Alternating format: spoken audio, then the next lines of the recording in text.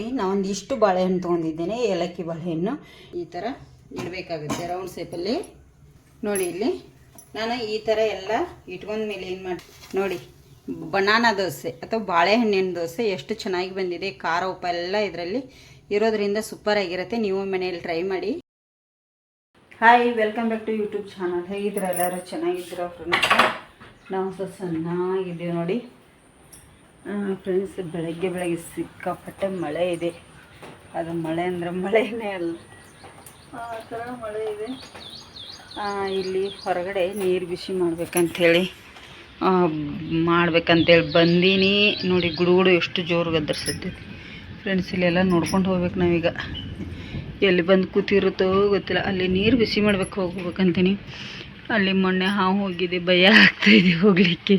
ಅದೇನು ಇರೋದಿಲ್ಲ, ಹೋಗಿರುತ್ತೆ, ಆದರೆ ನೋಡಿರುತ್ತೀವಲ್ಲ ಅಷ್ಟು ಭಯ ಆಗುತ್ತೆ. ತಲೆಗೆ ಮೆಹಂದಿ ಹಚ್ಕೋಬೇಕು, ಬಿಸಿನೀರು ಕಾಸ್ಕೋಬೇಕಂತಂದೆ ಫ್ರೆಂಡ್ಸ. ಆಮೇಲೆ ಮಧ್ಯಾಹ್ನ ಮೇಲೆ ಮಾಡಿದ್ರೆ ಆಯ್ತು ಅಂಥೇಳಿ ಈಗ ಏನಾದರೂ ತಿಂಡಿ ಮಾಡಬೇಕಲ್ಲ, ತಿಂಡಿ ಬೇಕು. ಬೆಳಗ್ಗೆಗೆ ಲೈಟ್ ಹಾಕಿವಿ ನಾವು ಮನೆಯಲ್ಲೆಲ್ಲ, ಯಾಕಂದ್ರೆ ಅಷ್ಟು ಕತ್ಲಿದೆ. 8:30 ಆಗ್ತಾ ಬಂದಿದೆ.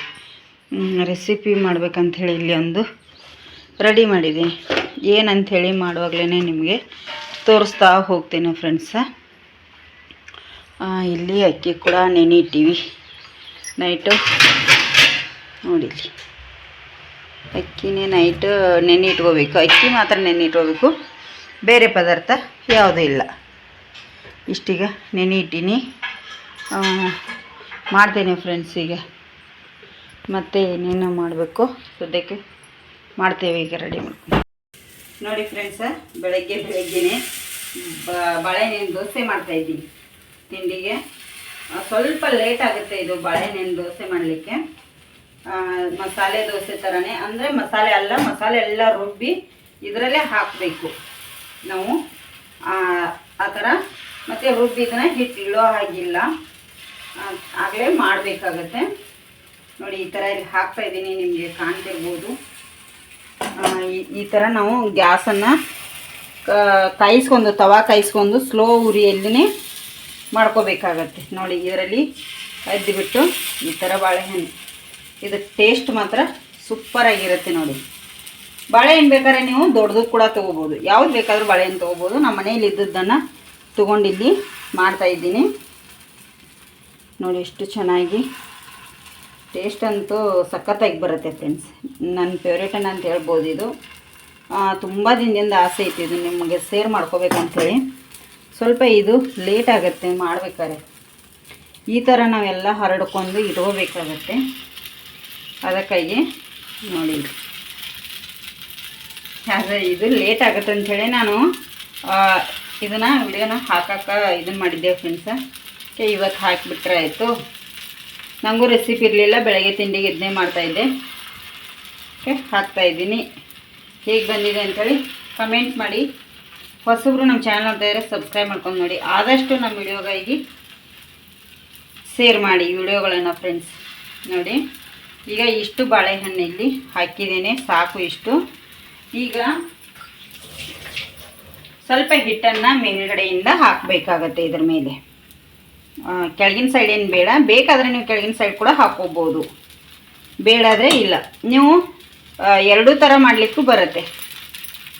ಬಾಳೆಹಣ್ಣನ್ನು ಅದ್ದಿಟ್ಟು ಕೂಡ ಮಾಡಲಿಕ್ಕೆ ಬರುತ್ತೆ, ಇಲ್ಲಾಂದರೆ ಹರಡ್ಕೊಂಡು ಕೂಡ ಬರುತ್ತೆ. ತುಂಬ ಚೆನ್ನಾಗಿರುತ್ತೆ ನೋಡಿ. ಇದು ಈಗ ಮೇಲ್ಗಡೆಯಿಂದ ಸ್ವಲ್ಪ ಎಣ್ಣೆ ಕೂಡ ಹಾಕೋತೀನಿ.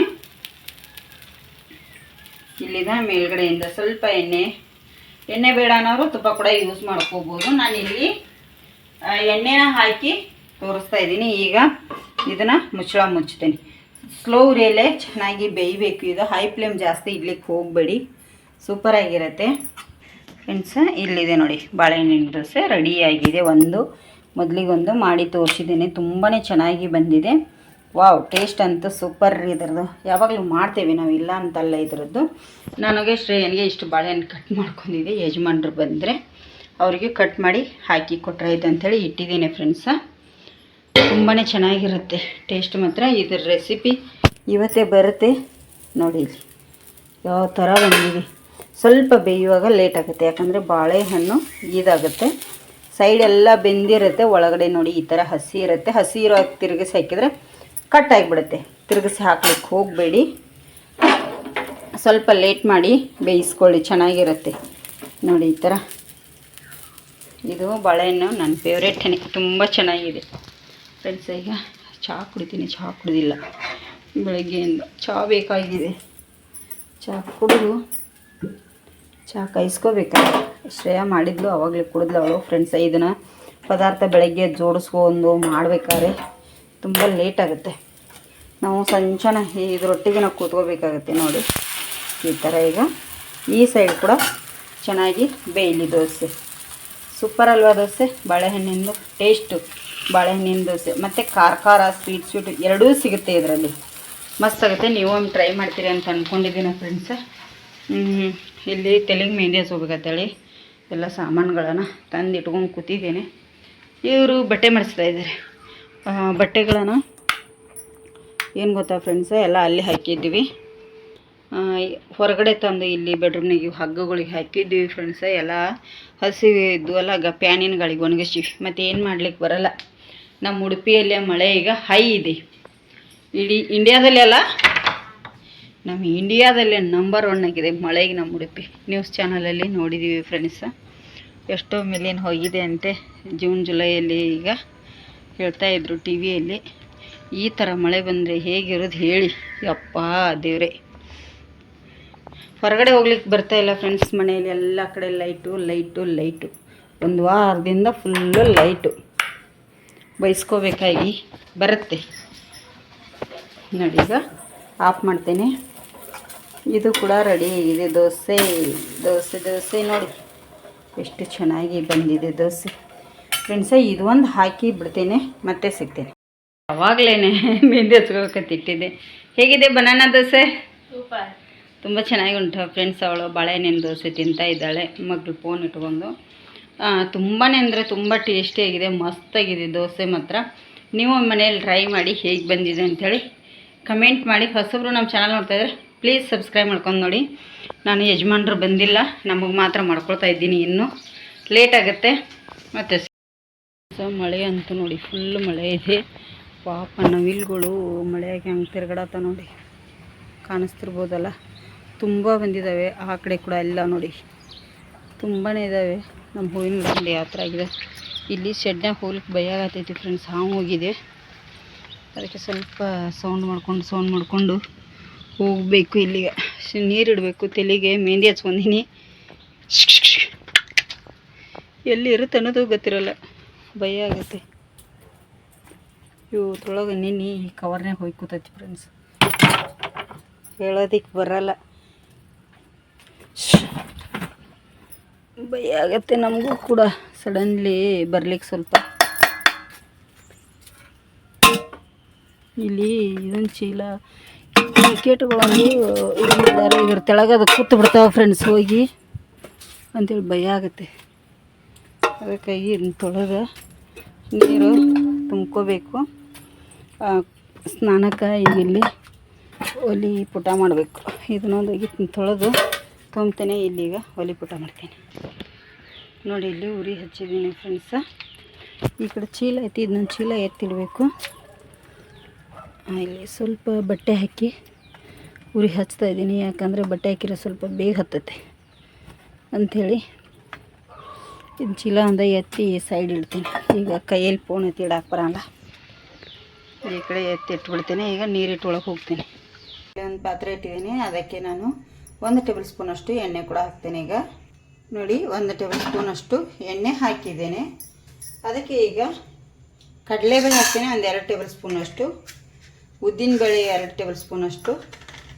ಧನಿಯಾ 2 ಟೇಬಲ್ ಸ್ಪೂನಷ್ಟು ಹಾಕಿ ಈಗ ಫ್ರೈ ಮಾಡಬೇಕು ನೋಡಿ. ಈಗ ಚೆನ್ನಾಗಿ ಇದನ್ನು ಕಲರ್ ಬರೋರಿಗೆ ನಾನು ಇಲ್ಲಿ ಫ್ರೈ ಮಾಡ್ಕೊತೇನೆ ನೋಡಿ. ಇಲ್ಲಿ ಇಷ್ಟು ಫ್ರೈ ಆದಮೇಲೆ ಇದಕ್ಕೆ 1 ಟೇಬಲ್ ಸ್ಪೂನಷ್ಟು ಮೆಂತ್ಯಕಾಳನ್ನು ಕೂಡ ಯೂಸ್ ಮಾಡ್ತಾ ಇದ್ದೀನಿ ಇಲ್ಲಿ ನೋಡಿ. ಮೆಂತ್ಯಕಾಳು ಹಾಗೆ ಇದಕ್ಕೆ ಬ್ಯಾಡಗಿ ಮೆಣಸು ಒಂದು 7 ರಿಂದ 8, ಒಂದು ಈರುಳ್ಳಿ ಈ ಥರ ಕಟ್ ಮಾಡಿಟ್ಟಿರೋಂಥದ್ದು, ಈ ಥರ ನಾವು ಮಸಾಲೆ ಹುರಿದ್ಬಿಟ್ಟು ಹಾಕಿದರೆ ದೋಸೆಗೆ ತುಂಬಾ ಚೆನ್ನಾಗಿ ಟೇಸ್ಟ್ ಬರುತ್ತೆ. ಇದು ಇನ್ನೊಂದು 2 ನಿಮಿಷ ಅಷ್ಟೇ. ಇದನ್ನು ನಾನೀಗ ಚೆನ್ನಾಗಿ ಫ್ರೈ ಮಾಡ್ಕೊತೀನಿ.